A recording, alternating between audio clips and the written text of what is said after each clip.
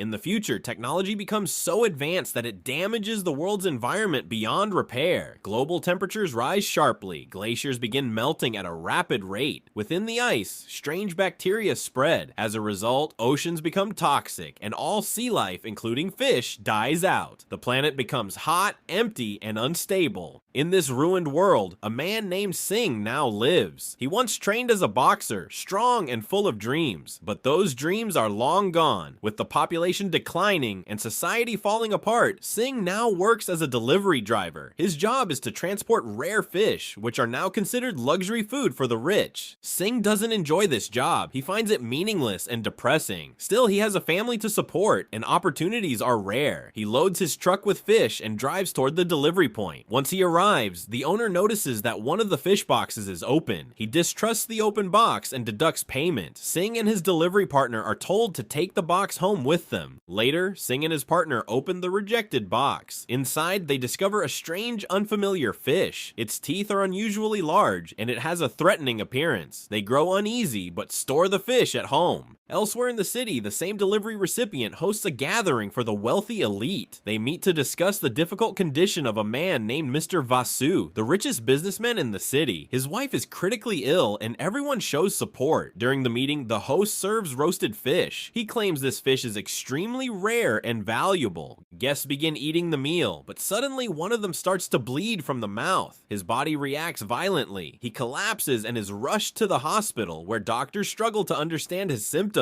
Meanwhile, Singh returns home to his wife, Raya. She is a doctor and understands the risks of the new bacteria spreading through fish. She worries about Singh's job, but knows they have little choice. Singh sees no future in boxing anymore, especially with the world in crisis. Rhea heads to the hospital. On the way, she meets her doctor friend and the friend's son. Together, they reach the hospital where Raya begins work. She is assigned to a special case, Mr. Vasu's wife. At the same hospital, the man who bled during dinner is now in critical condition. Doctors are unable to stop his symptoms. Raya and a senior doctor begin examining the situation. Mr. Vasu explains that the fish came from a small river, not the sea, and hopes it will help his wife's condition. Rhea insists on testing the fish first. The man's condition continues to worsen. Eventually, he dies. But minutes later, his eyes open again. He rises, no longer human. He has become a zombie. The bacteria in the fish has mutated, turning humans into monsters. He attacks a nearby doctor, biting into his neck.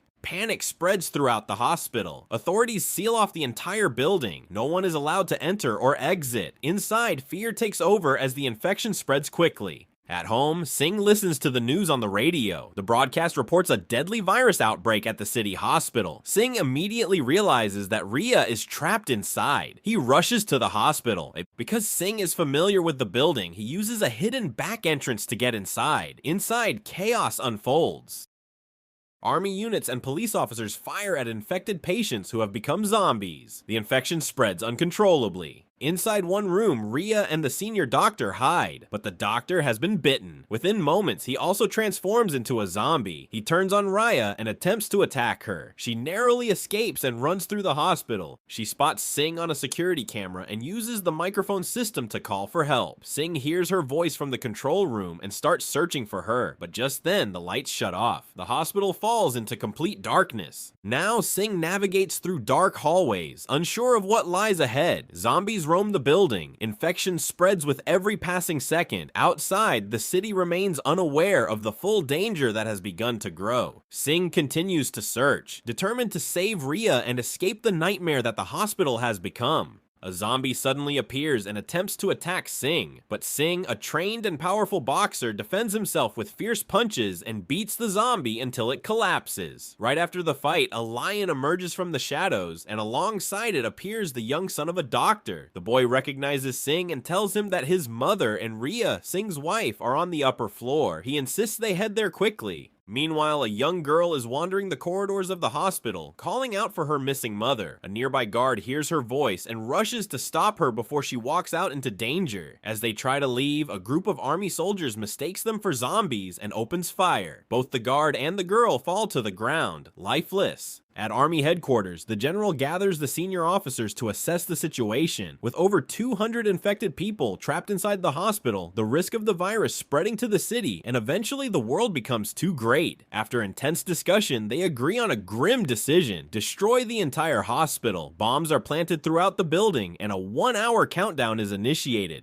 Back inside the hospital, Rhea moves alone through empty, dangerous halls. She discovers the control room door slightly ajar. In front of it stands a guard who has already turned into a zombie and holds the key. Summoning her courage, Rhea kills the zombie and retrieves the key. Once inside the control room, she scans the security monitors only to find the hospital filled with dead bodies. Elsewhere, Singh and the boy push through waves of zombies. Eventually, they reach a floor where the child spots his mother. Overwhelmed with emotion, the mother embraces her son and breaks down in tears. But tragedy strikes again. She reveals a bite mark showing she has been infected. She pleads with Singh to take her son away before she turns. Singh lifts the child in his arms and hurries down the hall. As they flee, the boy glances back and watches helplessly as his mother transforms into a zombie. His cries echo through the hospital, attracting more zombies toward their location. Singh doesn't hesitate. He begins fighting them off, one by one, refusing to let any harm come to the child. Meanwhile, Rhea finds Mr. Vasu, a wealthy man whose wife is severely ill. Her blood supply is nearly gone. Mr. Vasu offers Rhea a deal. If she can arrange for his wife's survival by bringing blood, he will ensure Rhea, Singh, and the child are rescued with him through his army contacts. Seeing no better option, Rhea agrees. Singh and the child make their way to the upper floors in search of Rhea. Rhea, determined to fulfill her part of the deal, heads toward the blood storage area. Suddenly, zombies corner her. Singh arrives just in time and fights off the zombies to protect her and the child. At that moment, the army's special forces arrive, sent specifically to rescue Mr. Vasu and his wife. They reach Mr. Vasu and ask about the doctor. He tells them Rhea went to get blood and that saving his wife depends on her return. The soldiers go after Rhea. She assumes they are there to rescue all of them, but the truth is darker. Without warning, the soldiers shoot Singh in the shoulder, causing him to fall. They grab Rhea and force her to come with them. Wounded but determined, Singh pushes through the pain, gets back on his feet, and fights off the soldiers one by one. Rhea rushes to him and applies first aid to stop the bleeding. Singh questions her presence, but she assures him that she couldn't leave without him. Suddenly, one of the soldiers, already infected, turns into a zombie and charges toward them. Singh sets the zombie on fire, triggering the building's sprinkler system. Water sprays down through the hospital corridors, and a terrifying transformation occurs. The water reacts with the zombies, causing them to mutate into fish-like creatures with giant teeth and monstrous appearances. Rhea runs to Mr. Vasu and insists they must leave immediately, but Vasu notices his wife reacting to the falling water. Hope fills him for a brief moment. He approaches her, but she bites him.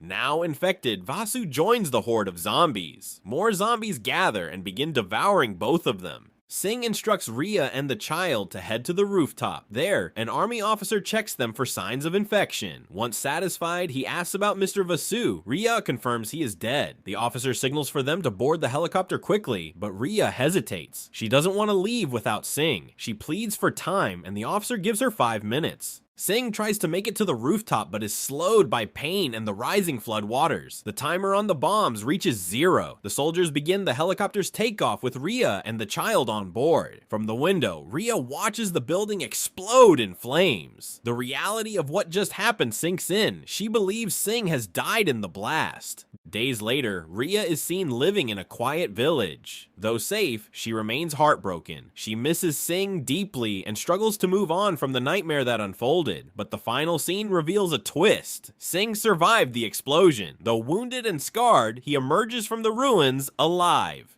The movie ends with this unexpected revelation, leaving viewers wondering what might happen next.